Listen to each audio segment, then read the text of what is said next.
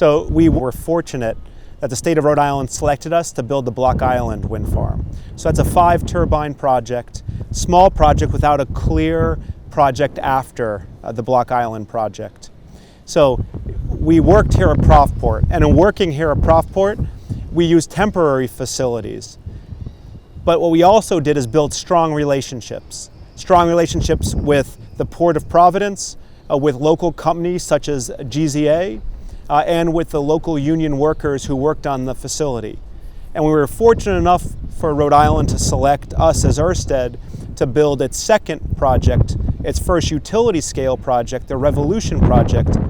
We wanted to build on those strong relationships that we were able to form during Block Island to deliver this state-of-the-art fabrication facility to bring major foundation fabrication here to Rhode Island. There's very limited ports in the U.S. Northeast for our ambition of the size of projects that we're looking to deliver. And all these ports, they weren't designed for the sort of the heavy loads and the size of the components that we're going to bring with this generation of offshore wind projects. So we need really smart people to look at the existing use of these facilities and how do we prepare these facilities for their new intended use. This facility was built in the 1930s and historically has handled a lot of liquid and dry bulk products, mainly focused on the fossil fuel industry. So it was really interesting when in 2015 we were able to be the host of the marshalling port for the Block Island wind farm. The sky's the limit for ProvPort as well as all of the port facilities in Narragansett Bay. We really think both the offshore wind use plus the existing uses can all marry very well together, and we can operate one port with multiple uses for a lot of years to come. So this building is approximately 30,000 square feet in total. It has 80-foot height with a 100-foot clearance, and at the top of the building itself is overhead cranes. So we installed overhead cranes for each side of the building, 4 in total, 15-ton cranes, and they move throughout the buildings. So this site had some environmental and geotechnical challenges to build this facility.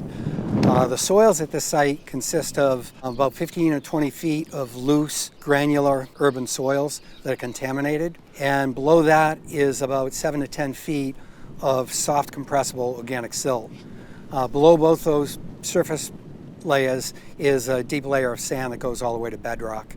So some sort of deep foundation system was going to be required for this building. And we could have looked at the traditional deep, high-capacity pile type system, steel H piles or concrete piles, but those get to be very expensive and they have to be driven very deep all the way down to bedrock. So as an alternative, we looked at what is called an intermediate foundation system. It's sort of a cross between ground improvement and a pile type foundation. And it's called rigid inclusions. And rigid inclusions are cast in place concrete elements that are put into the ground with a mandrel. As the mandrel is driven and then extracted, the concrete takes its place and forms a grid of rigid inclusions across the site. So those were the challenges as it relates to structure and foundation and the geotechnical. Now, being a regulated site also, we had to limit the amount of disturbance we had on the site. We only could disturb an acre. An acre is a little over 40,000 square feet. So you had 10,000 square feet to work with around the outside of the building. So that was another challenge to meet the Rhode Island regulations. The adjacent parcel where the retaining wall is the former location of the Providence City Municipal Solid Waste Landfill. And after many years of being covered and capped, it's still giving off methane and other landfill gases. And those had to be taken care of, and the building had to be designed to vent those gases so they wouldn't get into the manufacturing facility. The design build facet of the deliverable allows this construction manager and the design team to work together to start work earlier in the process while the design is being completed. And so it's a much quicker process, and hopefully it's a much more cost-efficient process. So within 1 year, we were able to design the building, erect the building, and turn it over to the owner for their use. We view offshore wind with a very strong offshore wind resource near our population load centers as a key part of how we transition to a clean energy economy and create a lot of good family-sustaining jobs in the process.